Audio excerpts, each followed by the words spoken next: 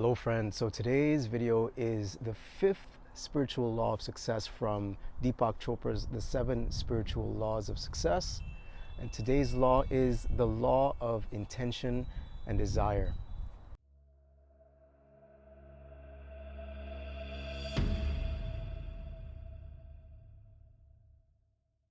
The fifth spiritual law of success, the law of intention and desire, says that our intentions and desires, when released in the field of pure potentiality, have infinite organizing power. So he's referring back to the first law in the book, which is the law of pure potentiality, which basically states that at the very ground of all existence is a field of infinite possibility. It's what can be referred to as the quantum field. And this quantum field is made up or consists of pure consciousness.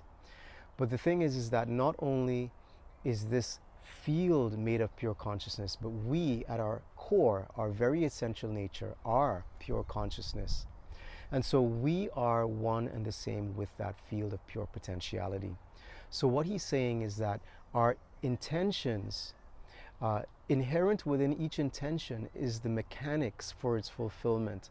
And so when we plant the seed of intention in the field of pure potentiality, it puts to work an infinite cascade of possibilities in order to bring about its fulfillment. So he gives the example of setting the intention to raise our hands or to walk. When you are asked what you did in order to raise your hands or to walk, you may think that you know what you did. You may think that you know how to raise your hands or walk. But if you really think about it, if you really gave it some thought, you realize that you have no idea of the millions and millions of chemical reactions that are taking place within your body, or all of the electrical impulses that have to fire in order for those functions to actually manifest. And so it's the same thing with our intentions. We merely set the intentions, and the field, the quantum field, is what brings about all of its manifestation. So you may say, well, yes, these are functions within my own body, but if I set an intention that involves other people outside of me or external circumstances, how is that going to actually, how am I going to have any effect upon the outside world by setting my intentions in the same way as I set the intentions to walk or raise my hands?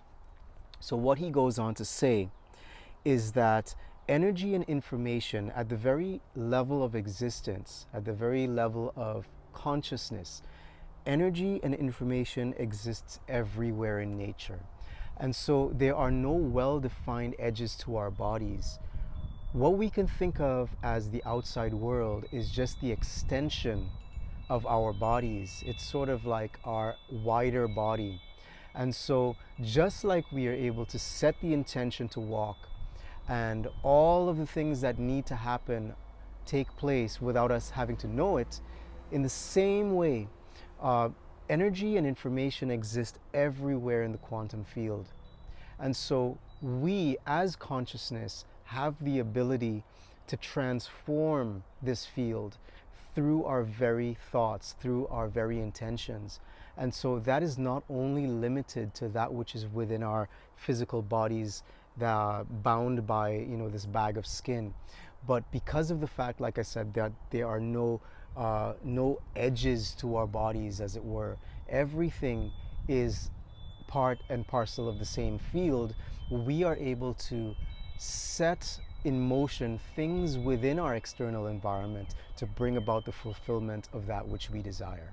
So the changes that we are able to bring about in the world around us, he says, is brought about by two qualities that are inherent in consciousness, which is essentially what we are, right? So those two qualities are intention, like we said before, and attention. So attention, he says, energizes, and intention transforms. So the transformative power of our intentions are given power or energy by our attention. And when you think about it, whatever we place our attention on grows, and anything that we take our attention away from withers. So if we want to bring about the fulfillment of our intentions, we put these out into the field of pure potentiality, and the attention that we place behind that intention is what energizes it, is what actually gives it more power. So when we think of desire, most people's desires are actually bound up with outcome expectancy. So most people, when they have some sort of desire, they feel like they need to see it being fulfilled in the way that they have envisioned it in their minds. And so what Deepak Chopra is saying is that the real power behind our desires is intention. So intention without expectation of outcome is powerful. But if we are like the rest of the world, where we have desires that are bound up with expectation, then that is a sure way to shoot ourselves in the foot. Because what happens is that we feel like we need things to end up transpiring in a certain type of way. So what you're doing is you're basically nullifying the infinite organizing power of your intentions, because you feel like in your egoic mind you have the ability to know exactly what needs to transpire in order for that intention to be brought about. That's like saying that you know exactly which cascade of chemicals and which electrical impulses are necessary for you to walk across the floor. You set the intention to walk and you get up and you walk, but you really don't know how you've done it. And so in the same way, if you really want to use the power, the infinite organizing power of your intentions, you need to divorce yourself from the expectation that things need to transpire in the way that you envision them to. So he gives 5 steps to harnessing the power of intention to fulfill your dreams and desires. So he says, step number 1, center yourself in the silent space between thoughts, in the essential state of being. So remember, once again, that essential state of being is pure potentiality, is pure consciousness. It is what you are. And so when you are able to bring about bigger and bigger gaps between your thoughts and center yourself within those gaps, from that place you are able to really bring about the powerful manifestation of your intentions and desires. Step number 2, he says, is release your intentions and desires with the expectation that they will bloom when the season is right. So that's very important. We don't want to be always looking to see that they are blossoming and blooming in our expected time frame. We need to just trust that once we plant that seed in the fertile soil of pure potentiality, that they will blossom and bloom in their right time. So step number 3, keep your desires to yourself. Do not share them with anyone else unless they are closely bonded with you.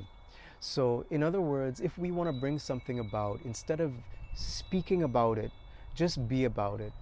Step number 4, he says, relinquish your attachment to the outcome. So rather than thinking that you should know how things are going to pan out, you need to basically divorce yourself from that outcome expectancy. Allow things to transpire in the way that they are going to transpire. And the 5th step is let the universe handle the details. And this is one of the very most important steps, because of the fact that, once again, we don't want to force things. It's not about us thinking that we know how things are going to happen, how things should happen, and making them happen that way by forcing them. So remember, the universe itself can handle the details. The intention itself carries within it the mechanics for its own fulfillment. And so we don't need to know how that's going to happen. We just need to let go and let God, as the saying goes. So that's it, folks. The law of intention and desire. If you got some value from it, hit the like button, subscribe to the channel so you'll be notified when I come out with the next video. Have yourself an amazing day.